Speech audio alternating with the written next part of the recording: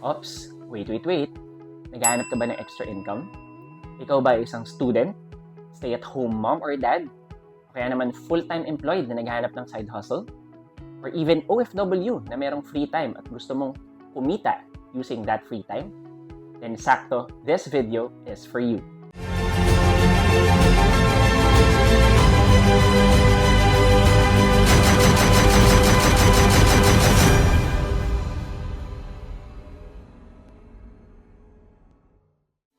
Welcome, my name is Apollo, your freelancing buddy, and I'll be sharing with you powerful tips that will help you in your freelancing journey.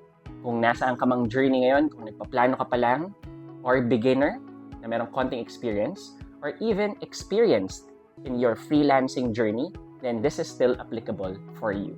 And in this video, I'll be sharing with you 3 powerful mindsets that will help in your journey. You know, our mind is very powerful. That's why it's important to take control of it and not the other way around. We want to operate with powerful mindsets because that will help us achieve our goals. And not just operating with the default mindsets that was installed or programmed to us, maybe from our experiences or conditioning. So maaaring yung mindsets natin when we were growing up, nakapag-develop tayo ng some negative mindsets that will not be helpful and even be harmful when we are trying to achieve our dreams.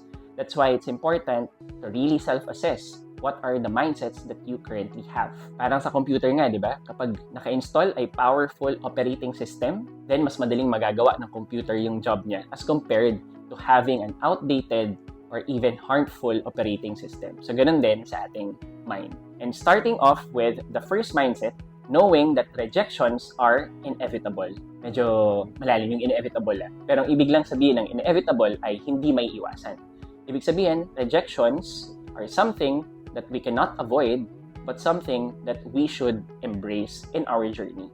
Ibig sabihin, you should expect that you will have some rejections along the way, but what is important is how you respond to those rejections. Ang paborito kong motto is, sometimes you win, sometimes you learn. Yes, it's important to get the wins, but in cases when you don't get a win, getting the learnings is equally important. Because the learnings that you get from rejections or failures will shape you to be a better person and will move you closer to your goals. And also, in cases when we don't get a win, it's also okay to be down. So, hindi naman natin sinasabi dito na lagi tayo dapat positive, lagi tayo dapat happy, na kapag meron kang rejections or failures, bawal malungkot, hindi ganun yung sinasabi natin. Ang sinasabi natin, it's okay to be down, pero dapat daanan lang natin at wag nating tambayan. Yes, easier said than done, but what will help us is actually our motivation. Always ask yourself why you are doing it. Always go back to your why, because your why will remind you why you are doing this. And if you are being reminded all the time why you're doing it, then you will get that motivation to move forward. And by knowing and having the mindset that rejections are inevitable, na talagang magkakaroon tayo ng rejections along the way, then somehow it's easier for us to accept some rejections or failures. Siyempre, ayaw naman nating hanapin yun. Pero ang sinasabi natin, in cases when we have or when we experience rejections, then we can cling to this mindset and just get the learnings and move on. Second mindset is knowing your value and knowing what you want. So first part is knowing your value. And by knowing your value, alamin natin what are the skills and experiences that we're bringing in. When we say skills, meron tayong technical and meron din tayong soft skills. So have a self-assessment. Ano ba yung skills na meron ka? Magaling ka ba sa Excel? Magaling ka ba sa graphic design? Magaling ka ba sa presentation? Magaling ka ba makipag-communicate in English? So all of those skills have a solid understanding kung nasa ang level ka ba. Soft skills naman is high emotional intelligence.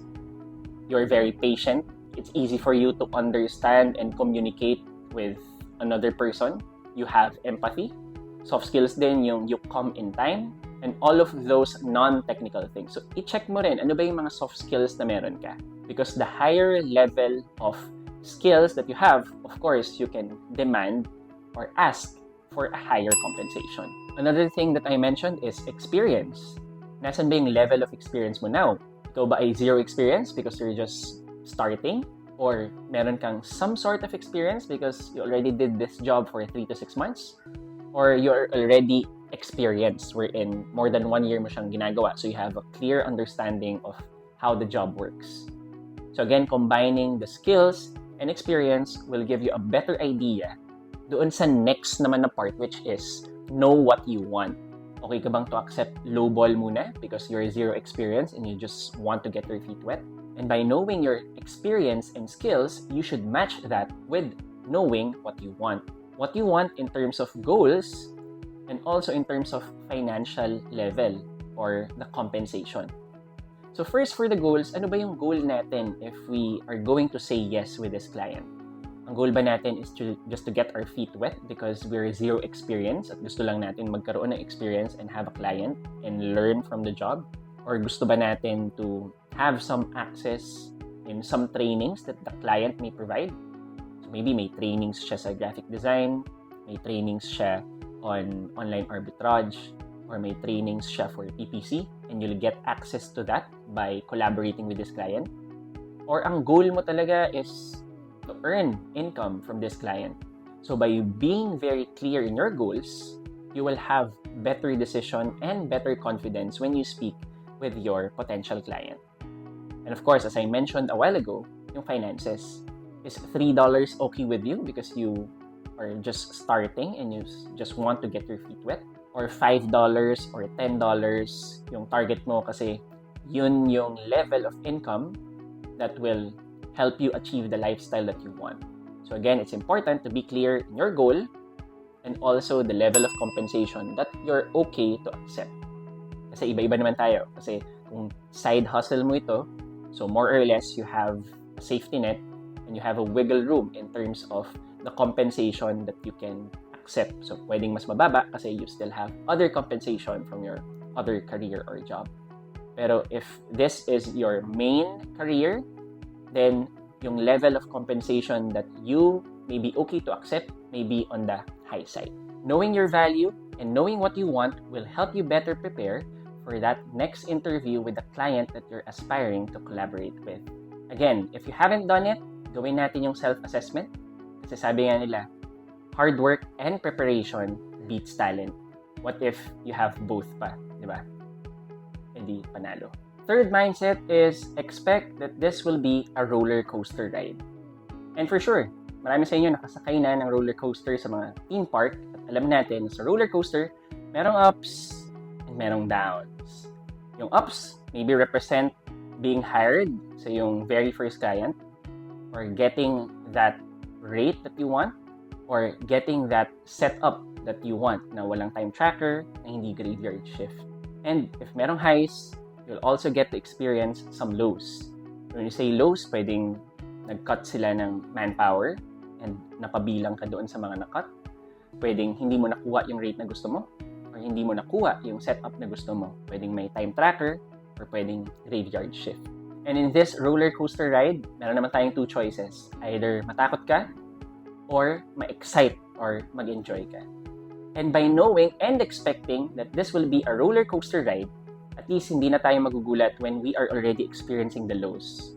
At pwede pa nga tayo ma-excite, diba? Kasi alam naman natin sa roller coaster, kapag nasa baba na, yun na yung papunta na tayo sa taas.